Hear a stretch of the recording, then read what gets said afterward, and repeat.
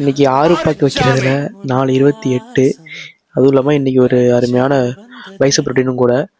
ரெகுலராக கண்டென்ட் ஏன் வரலன்னா எந்த வீடியோ கண்டென்ட் இல்லை.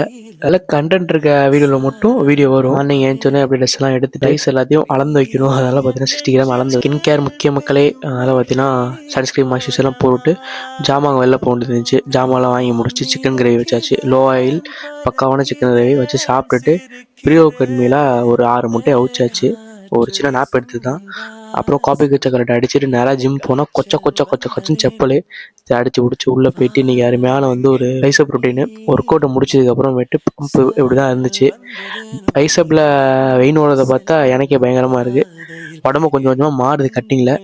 அப்புறமேட்டு காலிஃப்ளவர் வாங்கி அப்புறம் அந்த முட்டை காலிஃப்ளவர் ஒரு சப்பாத்தி போட்டு சாப்பிட்டேன். கட்டிங்கில் இருக்கனால நைட் கிரேவிங்ஸ் தான் பயங்கரமாக இருக்குது. இருந்தாலும் வச்ச ஒரு 6 பேக்ஸு நாளைக்கு பார்க்கலாம்.